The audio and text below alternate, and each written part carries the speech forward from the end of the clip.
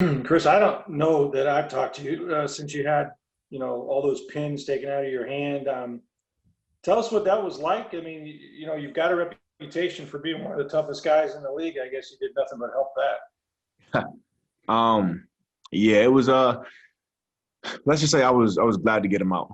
I think after a while they really started like irritate you and kind of cause like a good amount of pain. But they served their purpose. And allowed me to keep playing. But like I said, I'm glad to have them out and glad to be doing better and better each day.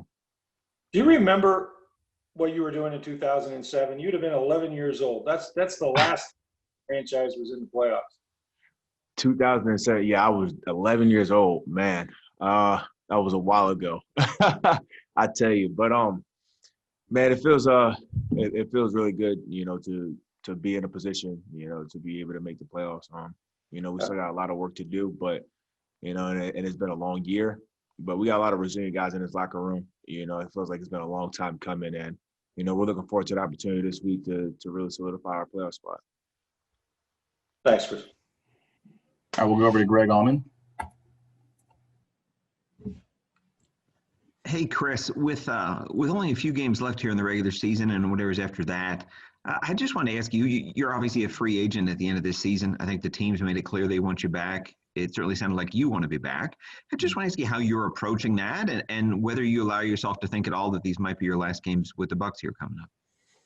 Yeah, honestly, I kind of approach it the same way I did earlier in the season. I just keep going about my work day in and day out the same way I have been, and let everything else kind of fall where it may, after the season. We still got a lot of football left. Like obviously the season's coming to an end, but I hope that we have a lot of football left. You know what I'm saying? And like you said, I definitely want to be here. I'm sure there's interest on both sides, so we should have to see how it plays out.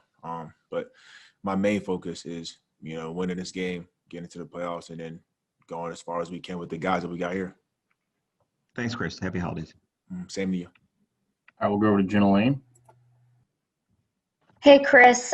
So glad to hear that your finger is feeling better. I just wanted to ask you what it was like for you on Sunday, being part of a comeback like that. This franchise isn't known for being able to come back from games when down at halftime, and Tom's led, I want to say, three comebacks this year alone from really large deficits at halftime. What was it like being part of that whole effort?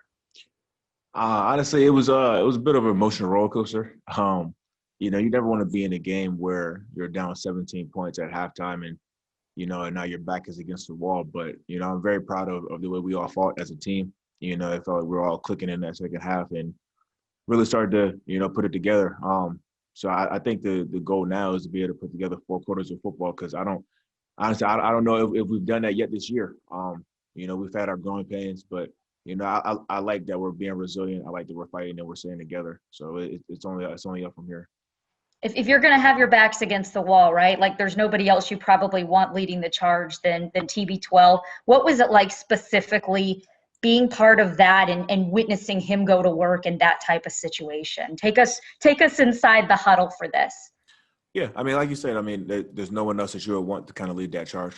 He's done this countless times in his career, and to really be a part of that and to see up close and personal was really cool. And it's different than you may expect. It's not like there's only one thing that he's saying to kind of get guys riled up. Is really just consistently doing the right things on each play to get you back in the game. Like there's no 17-point plays, so we just have to focus on on that first drive is scoring a touchdown, and then the defense gets to stop and we go out and we have to score another one. It's really that simple, but just a matter of all the guys coming together at one time and making the plays when we need them.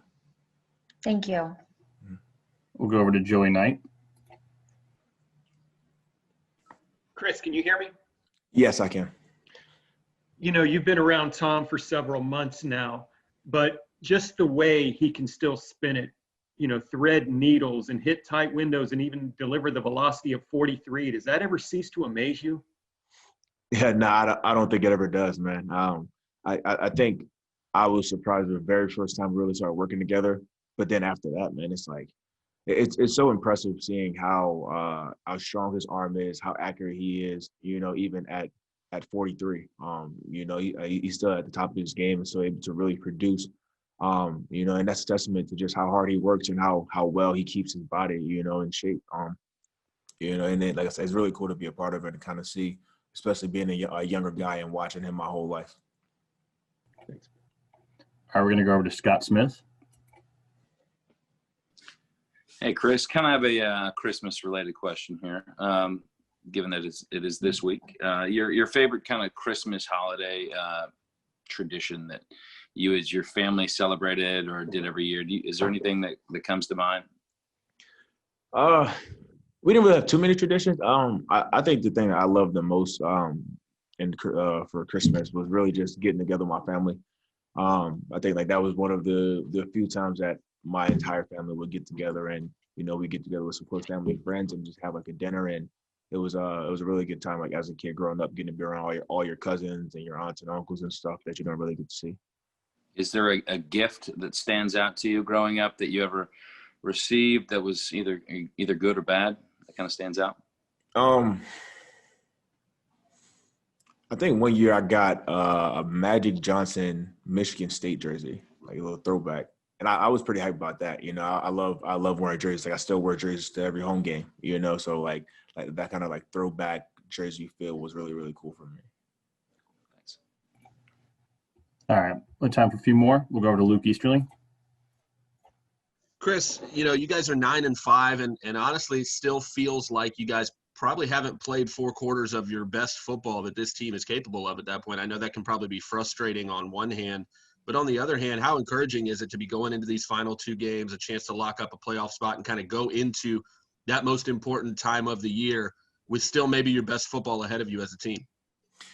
Yeah, like you said, it's definitely two-sided. Like there's definitely the frustration of not having played our 4 quarters of football yet, but there's the optimism that if this is where we are, not having done that, imagine where we can be if we just put it all together. And I think the most important part to remember is that it only thing that matters when you get into the playoffs is who's playing the best football at that time. You could be undefeated going into the playoffs and then just not be clicking and then get bounced in your first game. So, I think if we just focus all of our attention on being the best that we can be each day, I think we'll be fine, and we'll like kind of where we end up.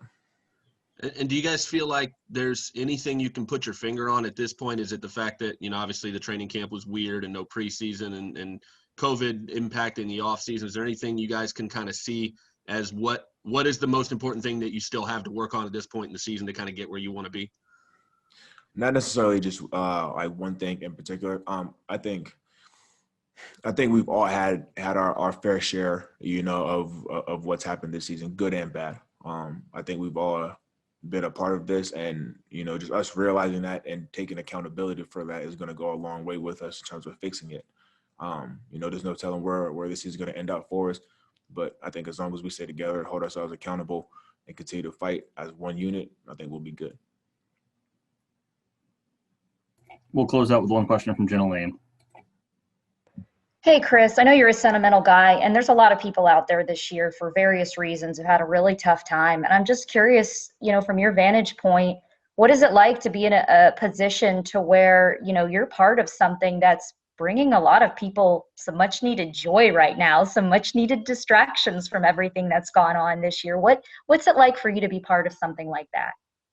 Honestly, it does feel really good. Like you say, it's been a tough year for all of us, and it's been a really tough year for a lot of people. So to be able to be in a position where even if it's just for 4 hours on a Sunday, afternoon, that we can kind of take everyone's attention off of, the bad things that are going on or the problems that they may be dealing with, and they can just have some joy in, in watching what we do. That means a lot for us to be able to help people escape in that way. Thanks, Chris. Merry Christmas. Yeah, Merry Christmas to you guys too. Y'all be safe.